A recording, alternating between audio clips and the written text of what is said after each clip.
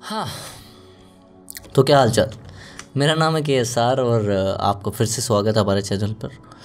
अगर आप यहाँ पे आ चुके हैं इसका मतलब आपका ब्रेकअप हो चुका है और अब आप या तो उस ब्रेकअप से रिकवर करना चाहते हैं या फिर आप अपनी एक्स को अपनी ज़िंदगी में वापस चाहते हैं।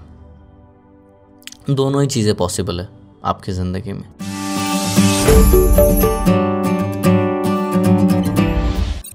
पर डिपेंड ये सिर्फ आप पे नहीं करता, ये बहुत सारी चीज़ों पे करता है। तो आज हम जिस रूल के बारे में बात करने वाले हैं वो है नो कॉन्टैक्ट रूल। ये है क्या एक्चुअल में एक ऐसा रूल बनाया गया, स्टडीज़ की गई और एक ऐसा रूल बनाया गया जिसकी वजह से आप अपनी एक्स को वापस पा सकते हैं। पर इसको अप्लाई कब करना है ज़िंदगी में?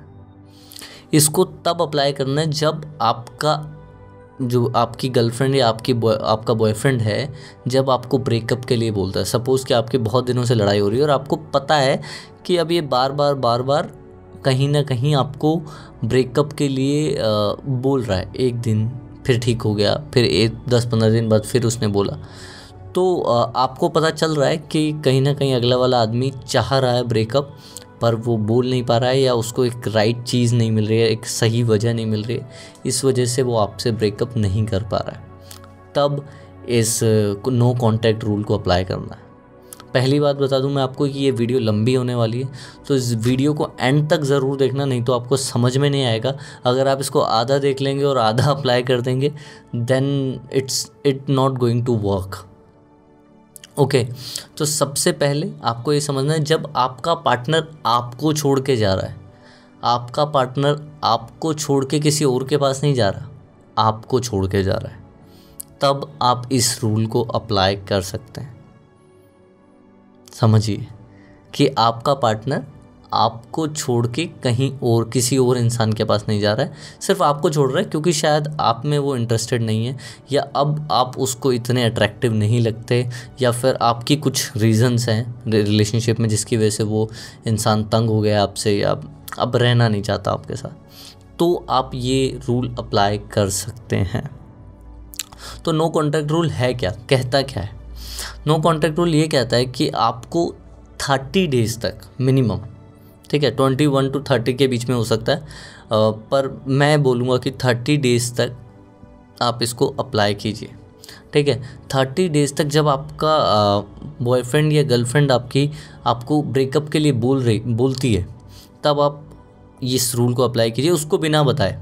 जैसे कि अगर आज आपकी गर्लफ्रेंड या बॉयफ्रेंड ने आपको बोला कि मुझे ब्रेकअप चाहिए, मुझे नहीं रहना तुम्हारे साथ, तो तुम उसे बोलोगे कि I totally respect your feelings, so अगर तुम्हें लगता है कि नहीं रहना चाहिए तो इट्स ओके, मैं चले जाता हूँ, पर अगर कभी लगे तो बता देना। इससे क्या होगा कि सारी बाजी पलट जाएगी। आप समझ रहे हैं क्यों? क्योंकि आपके बॉयफ्रेंड या आपकी गर्लफ्रेंड को क्या लग रहा है कि आप उन्हें बेग करने वाले, उनके सामने रोने वाले, उनको बोलने वाले हो कि मुझे छोड़ के मत जाओ। ये उन्होंने एक्सपेक्ट किया अपने माइंड में, या आप उन्हें बोलने वाले हो कि तूने तो ये बोला था, पर आप कुछ भी नहीं बोल रहे और आप वहाँ से निकल जा रहे हो।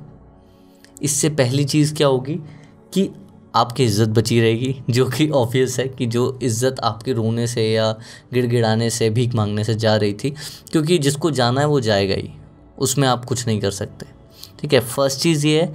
सेकंड चीज़ है कि आप उस इंसान को लग रहा था कि ब्रेकअप के बाद वो मज़े में रहेगा, उसको रिलीफ फील करेगा, पर एक्चुअल में वो रिलीफ फील नहीं करेगा आप। क्यों? क्योंकि एक्चुअल में अब क्या होने वाला है, अब बाजी पलट गई।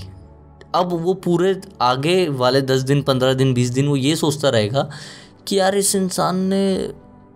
ये इंसान मुझे इतनी जल्दी कैसे भूल सकता है? क्या ये मुझे प्यार नहीं करता था? इसने तो कुछ बोला ही नहीं, क्यों नहीं बोला, क्या हुआ, क्या?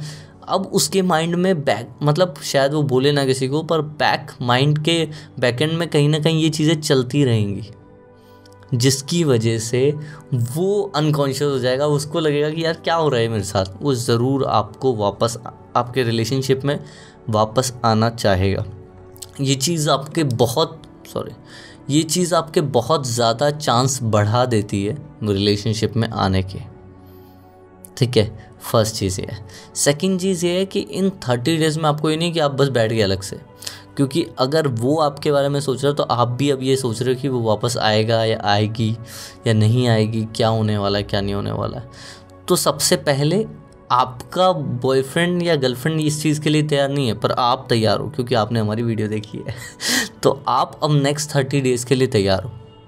इनिशियल 30 डेज़ बहुत ज़्यादा क्रूशियल होने वाले हैं, क्योंकि पहले 30 दिन उस इंसान को लग रहा था कि वो मज़े करेगा और वो तो अब फ्री हो जाएगा अपनी ज़िंदगी में, पर वो फ्री नहीं हुआ। आपने जाते जाते आखिर में उसको एक सवाल दे दिया जिसका जवाब नहीं है उसके पास।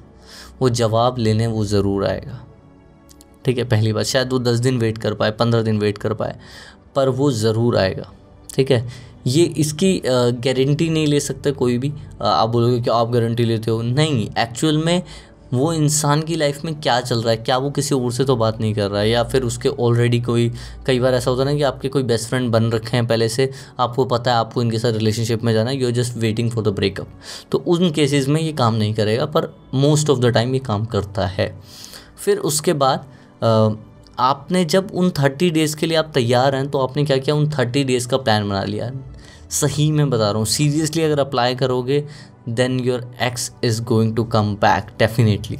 तो आपको 30 दिन का प्लान बनाना है पेपर पे कि पहले दिन मैं ये करूँगा। शायद आप कोई नई हैबिट, जिम ज्वाइन कर सकते हैं, कुछ भी कर सकते हैं, अपनी कोई नई डांस क्लास जा सकते हैं, म्यूज़िक क्लास जा सकते हैं, ऑनलाइन म्यूज़िक क्लास ज्वाइन कर सकते हैं, कुछ भी, आपको जो भी मन।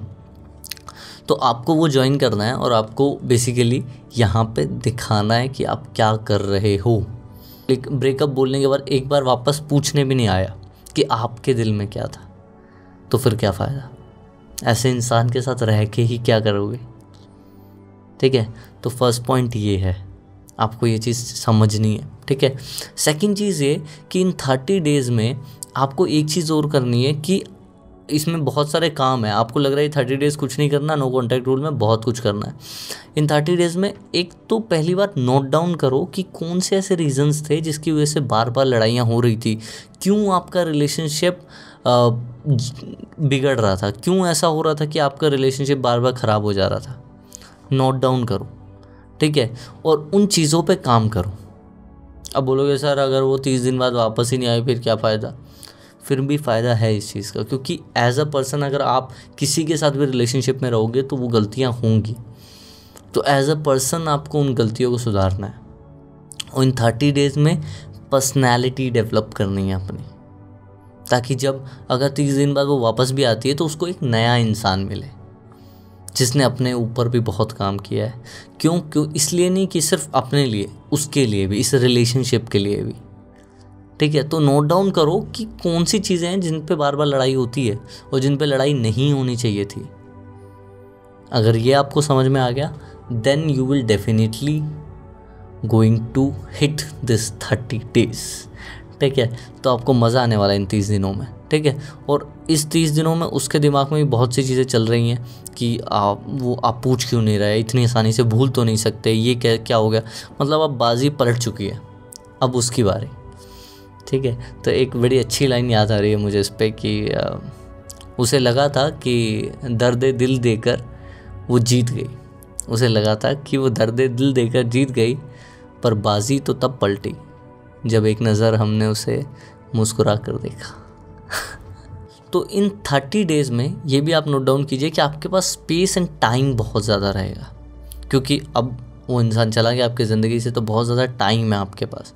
तो उस टाइम को यूज़ करो इन सब चीज़ों में, नोट डाउन करने में, उन 30 डेज़ के प्लान बनाने में, लोगों के साथ हैंग आउट करने में। जो दोस्तों की अहमियत जितनी होनी चाहिए थी जो आपने छोड़ दी जस्ट बिकॉज कि आप एक लड़की के पीछे भागे जा रहे थे, उन दोस्तों को वापस गेन करो अपनी ज़िंदगी में, क्योंकि वो सपोर्ट सिस्टम एक वाइड सपोर्ट सिस्टम होना चाहिए। सिर्फ एक इंडिविजुअल आदमी को अपना सपोर्ट सिस्टम बनाओगे, जिस दिन उसने अपना सपोर्ट हटा दिया उस दिन आप गायब, उस दिन यू आर नथिंग। तो जब 3-4 लोगों से आप अपना सपोर्ट सिस्टम बनाते हो तो एक इंसान चला भी गया तो यू हैव अदर पर्सन्स, ये बात समझो। तो इन 30 दिनों में कोशिश करो कि मिनिमम 3 नए लोग बनाओ। 3 नए लोगों से दोस्ती करने में क्या फ़ायदा होगा, फ़ायदा ये होगा कि आपकी ज़िंदगी में कुछ नई मेमोरीज बनेंगी, कुछ नए लोग मिलेंगे जो आपको एक नए प्रोस्पेक्टिव से देखेंगे। कई बार क्या होता है, हम ऐसे होते नहीं हैं, पर हमारे साथ के लोग हमें बार बार बोल बोल के कि तू ऐसा है, तू ऐसा है, आप वैसे फील करने लग जाते हो। जब आप नए लोगों से मिलोगे तो उन नए लोगों का आपको देखने का नया पर्सपेक्टिव होगा, तो definitely you will change your life. ठीक है, क्योंकि आपका देखने का नज़रिया बदल जाएगा। ठीक है, तो ये चीज़ आपको समझनी है कि आपको अपना देखने का नज़रिया बदलना है। ठीक है, सो दैट्स इट। यही है नो कॉन्टैक्ट रूल। 30 डेज़ का प्लान बनाइए। मैं फिर से रिपीट कर देता हूँ, हम लोग क्या क्या पूरी वीडियो में बात की। पहला चीज़, जब आप जा रहे हैं तो उसको ज़्यादा नहीं बोलना, उसको बोलना आप खुश रहिए अपनी ज़िंदगी में, मैं अपनी ज़िंदगी में खुश हूँ। नो कॉन्टैक्ट रूल नंबर 1, ज़्यादा बात नहीं करनी है। रूल नंबर 2 कि उसका एक सस्पेंस छोड़ के चले जाना है 30 डेज़ के लिए। रूल नंबर 3 कि आपको 30 डेज़ का प्लान बनाना है, प्लान बना के रखिएगा। रूल नंबर 4 इसके अंदर है कि आपको नोट डाउन करना है कि किस वजह से आपकी हमेशा लड़ाइयाँ होती थी। वर्क ऑन दैट्स है, work on those points. Okay, and rule number 5, 6 कौन सा था, जो भी है। नेक्स्ट रूल नंबर इज़ कि आपको अपने फ्रेंड सर्कल को स्ट्रॉन्ग करना है, कुछ नए लोगों से भी दोस्ती करनी है। जब इस बार आप वापस आओ तो आपका सपोर्ट सिस्टम वाइड हो, आपके पास लोग हों जिनसे आप अपनी चीज़ें शेयर कर सकते हो। ठीक है, तो ये कुछ पॉइंट थे जो हमने इस पूरी वीडियो में शेयर किए। होप सो कि आपको नो कॉन्टैक्ट रूल के बारे में कुछ समझ आया और इसे आप अपने जीवन में अप्लाई करें और डेफिनेटली आपको रिजल्ट्स मिले। चलिए जी, शुक्रिया। अगर रिज़ल्ट मिला तो लाइक ज़रूर करें यार, क्योंकि लाइक करने से बाकी लोगों को पता चलता है कि बहुत ही अमेजिंग वीडियो आई है तो हमें भी लाइक करना चाहिए। तो ऐसे लाइक करते रहिए, सब्सक्राइब कीजिए, और अगर आप हमें सपोर्ट करना चाहते हैं तो ज्वाइन बटन ज़रूर दबाइए। नीचे एक सब्सक्राइब के साथ में ज्वाइन बटन है, जिससे हमें बहुत सपोर्ट मिलता है कि इस चैनल को हम आगे तक ग्रो कर पाएँ। ओके, शुक्रिया। जय हिंद, जय भारत, लव यू ऑल।